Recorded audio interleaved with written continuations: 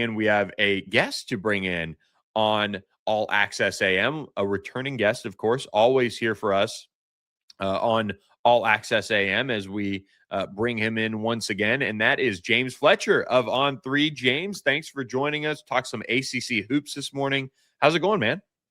Everything's great. Just happy to be part of this and talk some ACC hoops. Always glad to hop on and break it down with you. Let's go back to this weekend of ACC hoops, a top 25 matchup. Duke hosting SMU. SMU without Boopy Miller in this game. The Mustangs made it a little bit of a game at certain points, but they just weren't able to get it done. They go 0 for 2 on this road trip out to the East Coast, really losing at Clemson. The offense didn't show up, and then they lose at Duke in really a hard-fought game. What were your takeaways on both SMU and Duke watching their weekend action? Yeah, I thought it was good for Duke to get a top 25 win in the ACC. Over the past couple of years, there just haven't been a lot of those available on the board. This year, much different. You look at the bracketology picture, we're putting out our first bubble watch later on this morning, and there is just a stark difference. If you go pull up last year's at this time, the number of ACC teams that were even in the mix under consideration when we talk about the bubble and the more to do columns, we've got more teams maybe in the should be in the field column than we have had in years for this conference. And so really good for Duke to get a nice win there, get things rolling against the top end competition, keep things rolling because they obviously got that win against Louisville as well, a Mikel Brownless Louisville team that has struggled without him. But on the SMU side, it's hard to say I was impressed in a loss, but I did think that it showed that they really are in this upper tier of the ACC, that they are one of these NCAA tournament caliber teams to really hang with Duke without Boopy Miller, like you said. I think this is a really talented team that they've got to string it together. They've got to get things kind of clicking at the right time in the right ways, but they've got all the potential in the world to not just be in the NCAA tournament, but make a little bit of noise as well. When you look at Bubble Watch, I'm glad you brought that up. Tease us a little bit. Any teams of note that really jump out to you on that Bubble Watch for the ACC? Yeah, I think right now it's just the depth of the conference that we haven't seen in a long time, like I mentioned there. But just to name a couple of teams that did impress me with where they stood, Miami has to be first among them. This is a team that early on in the season, it looked like, okay, they've got a new coach. They've definitely got things headed the right direction. They've got a little bit more of an identity this year.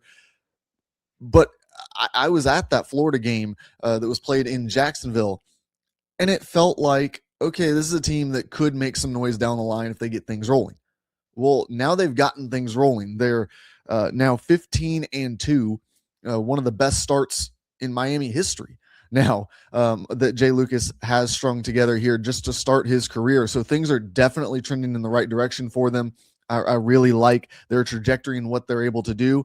And I think that Virginia is also a team that when we talk about Bubble Watch might not get a lot of airtime because they're so far ahead of the bubble right now.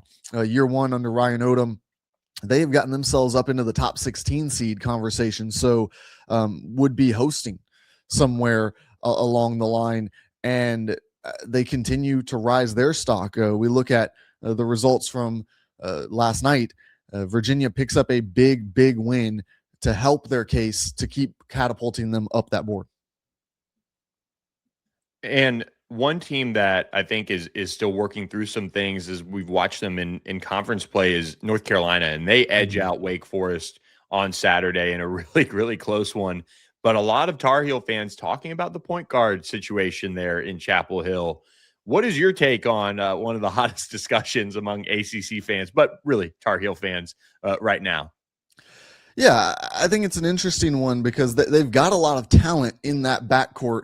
It's about finding the ways that it fits together. We know that Evans is very talented, Trimble, but they've had injuries in that backcourt. They've also had some ups and downs trying to figure out who's going to be on the ball, who's going to play off the ball more.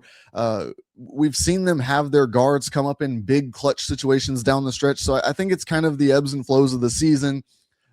It's easy for guards, particularly, to kind of be bogged down if their efficiency numbers just aren't up there, or if they're struggling with something this may be hampering their speed just that little bit.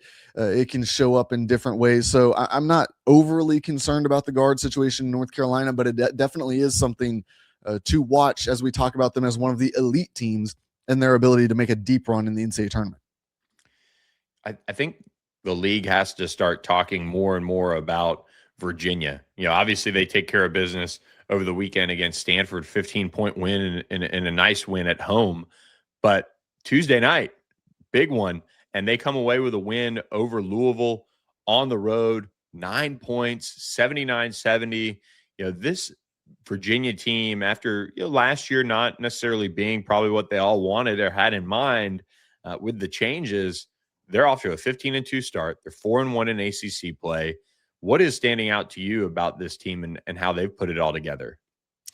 I think it's just the efficiency. You look at all the metrics, the analytic data, and it all tells you that they have things clicking at a high level.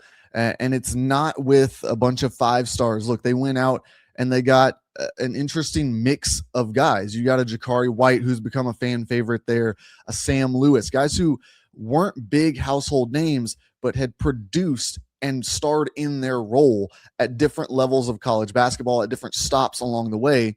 Then you go fill that out with a Tice DeRitter, who one of the controversial European additions to college basketball, an older guy who had played professionally, comes over here and now has eligibility.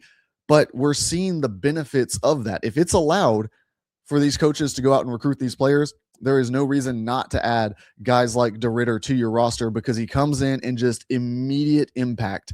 He's been one of their best scorers. He provides a steadiness out there on the court. You know exactly what you're getting from him night in and night out. Something that if you bring in an 18-year-old freshman, you cannot promise. Even the best 18-year-old freshmen that we're seeing across the country, you see some ups and downs throughout different games when they see different looks that they've never seen before. You see them have to work through that and figure it out. You can't really throw many things at DeRitter that he hasn't seen before, and so that's been big for them. And then Johan Grunlow, a different type of international prospect, somebody who was an NBA prospect in the last draft class, who received a lot of interest from NBA teams. He's got great defensive skills. He's shown them in his youth stages of basketball, and now bringing that to the college game, we're seeing him kind of take things to another level and be able to impact in a real way the college game, which of course doesn't have a defensive 3 seconds rule, allowing him to be even more of a menace in the paint. Malik Thomas had 19 points for UVA, looking like somebody that is really, I think, coming into his own as well at the guard spot, a veteran player. What have you seen from him in a night that, again, we'll talk about Louisville in a second, without Michael Brown, but still a huge performance from him and somebody that, with UVA is playing some really good ball as well. Yeah, Malik is another perfect example of what I was just talking about, a guy who's bounced around in the college game, a veteran guy, end of his college career. He starred in it's always hard, the mid-major situation in the West Coast Conference, but he played up against the Gonzagas, the St. Mary's on a consistent basis. He's seen high level of competition, and we know that he's produced in those games. And so I think he was a really safe bet for a team in the transfer portal that was going to land him, just again, because of the age, the maturity, the amount of things he's seen in the game before, his understanding of getting to his spots, and the consistency in which he has put up results in the past few years.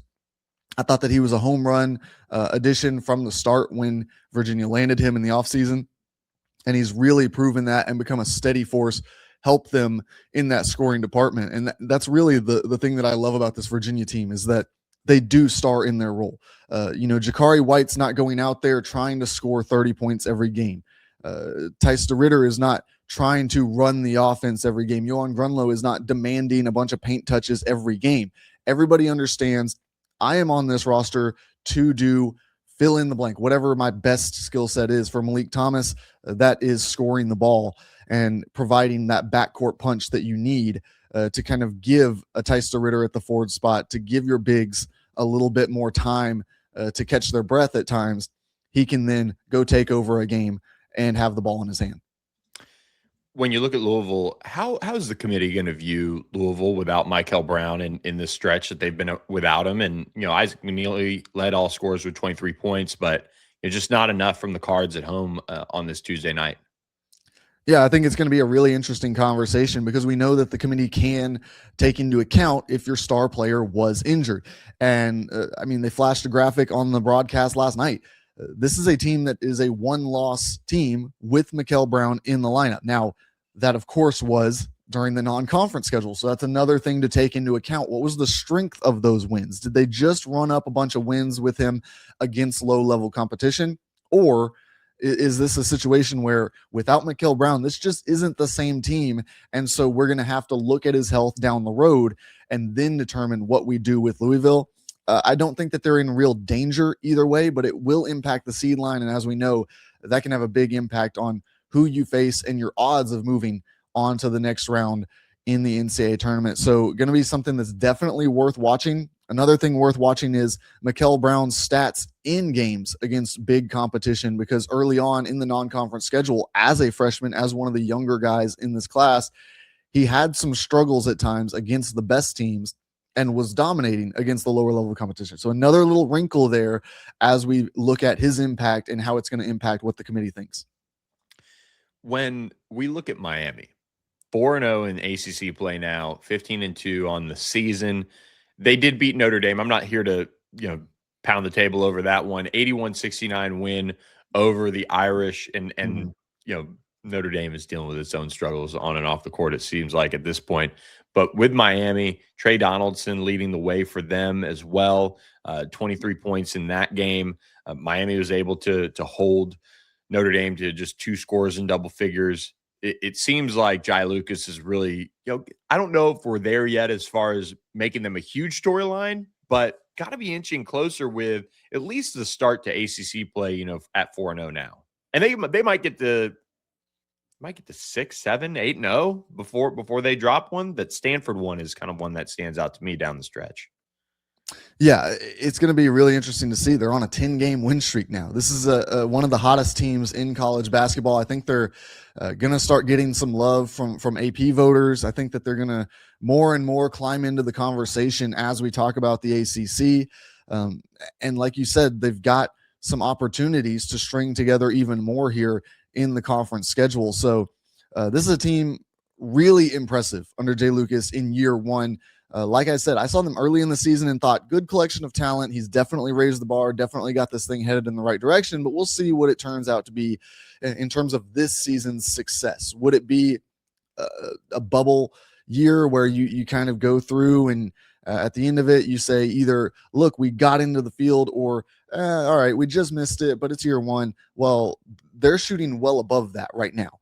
They're on a pace to be in the conversation for much higher seeding than I previously thought that they would be in the mix for. And you just keep stringing together wins and you'll get yourself into a big conversation across college basketball very quickly, especially in this strengthened ACC conference. Wednesday night, kind of a little ho-hummy, I would say. We've got Pittsburgh at Georgia Tech, 6 p.m. on ACC Network. North Carolina at Stanford, 8 p.m. on ACC Network. Virginia Tech at SMU, 8 p.m. on ESPNU. And then Duke out at Cal as well, 10 p.m. on ACC Network. Those are all central times for you guys out there. So you've got both sides of the UNC Duke rivalry headed out to California, and both teams having to deal with that travel. And they do so, funny enough, without, I don't think school's in session for Duke yet. The students are back. I'm not sure about UNC, but kind of interesting timing there when they put the midweek game all the way out on the West Coast. But any chance we see these teams trip up with that tricky travel schedule? I mean, they did it last year, but it's always a kind of a tough thing to watch.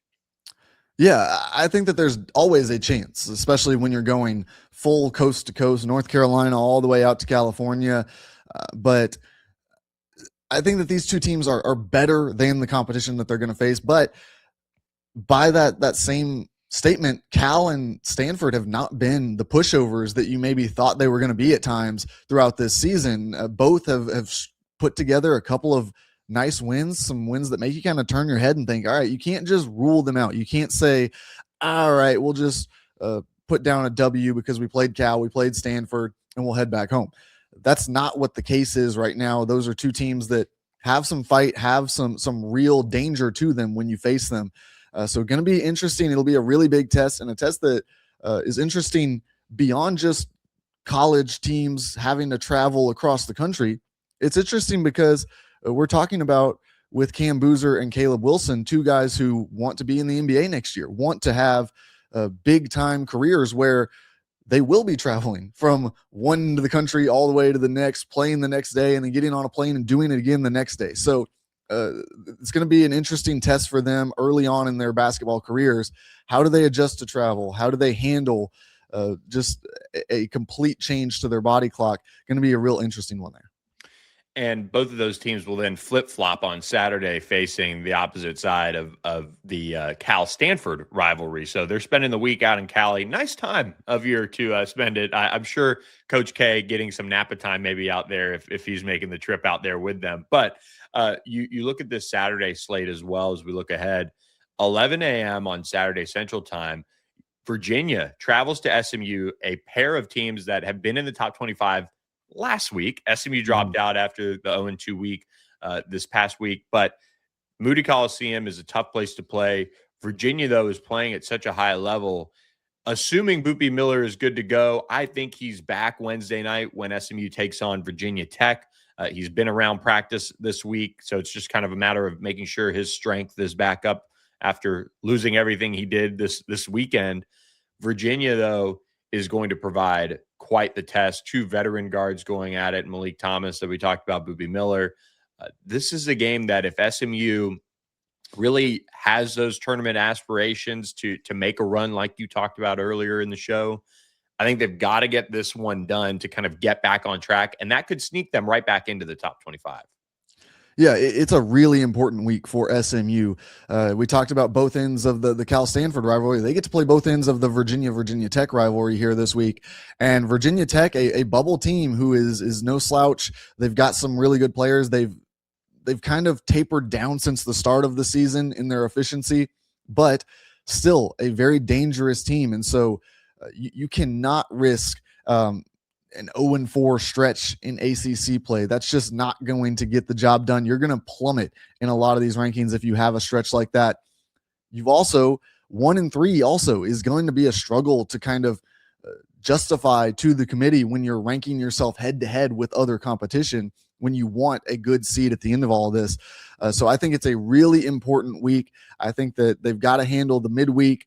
And then, like you said, playing that Virginia team, yes, they're at home. They have that advantage, but Virginia is rolling right now, and you don't want to come in there on a skid and lacking any confidence, because Virginia, if they take advantage of that one, you put yourself in a really bad spot in the ACC standings and have yourself falling down the board in bracketology. So really important week for SMU.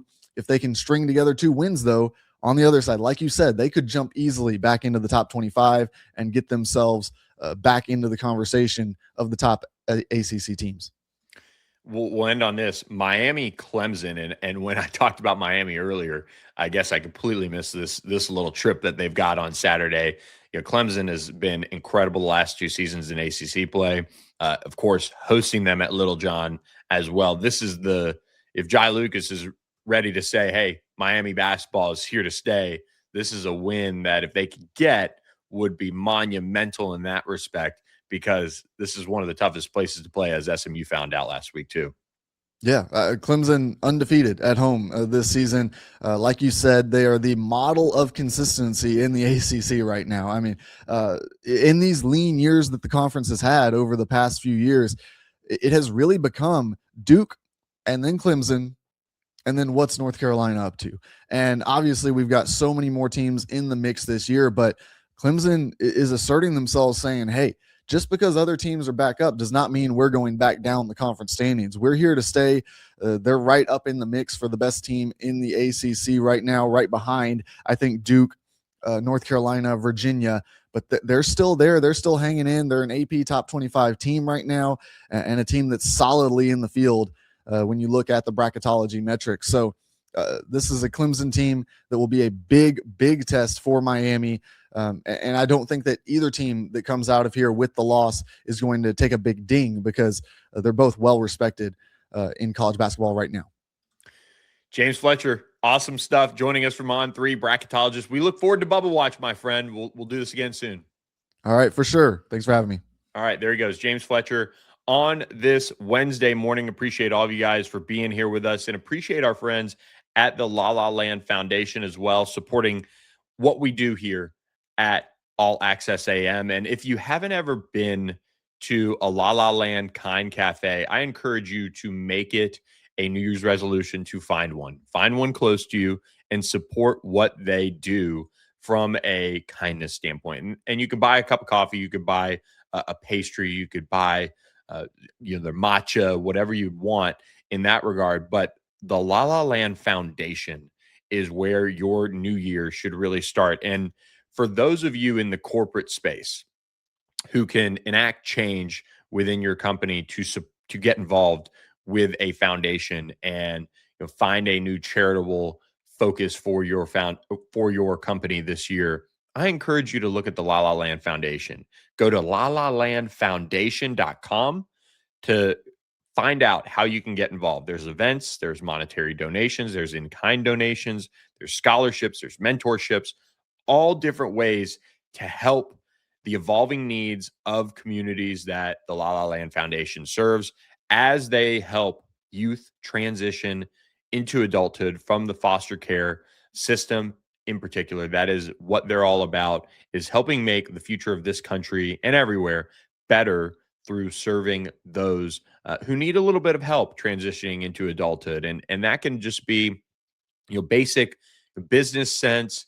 That can be, preparing them for work dinners or work environments that they'll face and they'll experience as they get into the workplace. And they do it in a multitude of ways. So I encourage you to partner with one of our partners, the La La Land Foundation, today. It's all about kindness and supporting those who just need a little bit of a help up into their next phase of life.